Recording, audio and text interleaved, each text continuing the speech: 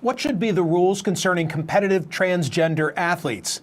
This week, 16 University of Pennsylvania swim team members sent a letter to school and Ivy League officials expressing concern about their own trans teammates' unfair advantage. This coincides with South Dakota Governor Kristi Noem this week signing a new anti-trans law called Fairness in Women's Sports that holds only female students based on their biological sex may participate in any team, sport, or athletic event designated as being females, women, or girls. Well, gang, here's the deal. My prompter just froze, so let me tell you this. There's controversy at the University of Pennsylvania as to what to do with a trans swimmer named Lia Thomas. And I have the perfect person with whom to discuss this situation. It is Sharon Davies, herself an Olympian who knows a little bit about the subject matter and knows a little bit about when prompters fail. Sharon, thank you so much for being here. Here is the question that I want to ask you. Can we be both fair and inclusive with regard to Lia Thomas?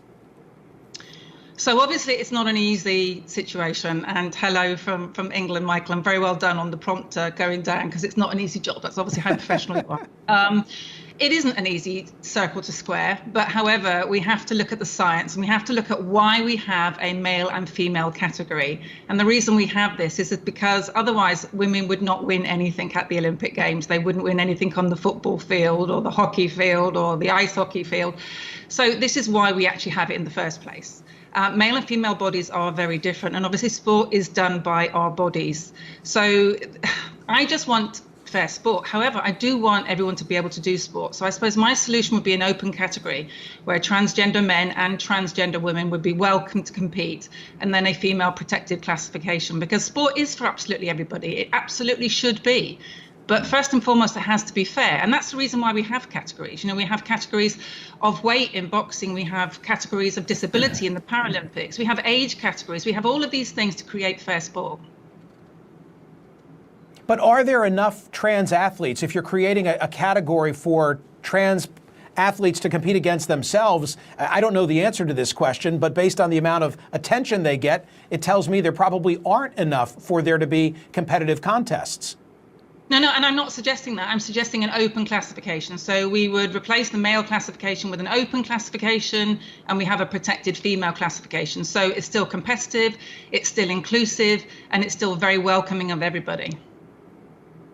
One of the things that was contained in the letter by the 16 teammates said, look, Lia Thomas competing as a man was ranked somewhere in the 400 range. I forget the exact number. Now as a female, now as a female has gone to number 1. And something that I don't see is I don't see this going in reverse. In other words, I don't see trans male athletes presenting the same type of dynamics, which I think underscores your point. Absolutely. You know, trans men are biological females who are on testosterone, so they're not allowed to compete in the women's category because they were branded professional. It's illegal. That's why we have a doping system. So really, nobody's been looking after them at all. You know, there's no talk about them because they don't threaten men's sport.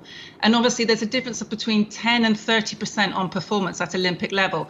Now, often people talk about the Michael Phelps gambit. Oh, he's tall. Oh, he's got great wingspan. Well, to be honest with you, yes, he has, but so is everybody else in that men's Olympic final. Michael is only 0.5% faster than the next fastest man. He's 12.5% faster than the next woman.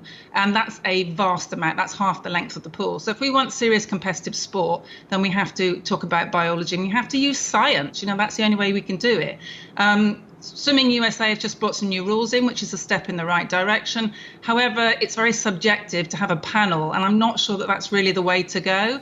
How do we eliminate, you know, male puberty? That's denser bone, that's bigger lung capacity, it's a better ability to transfer oxygen around the body. So there's so many benefits that comes from male biology. I just don't know how you mitigate that.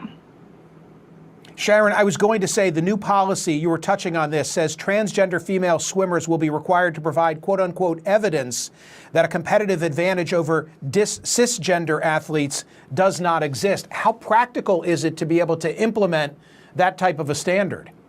Well, how do you do that? Exactly. And you touched on it right then. Leah, when she was competing, as she did for 3 years in the male competition, she was 462nd, I think, and now she's #1 in the female. So the only way you would say that there was no mitigation was if she was 462nd in the women's events, and obviously she's not.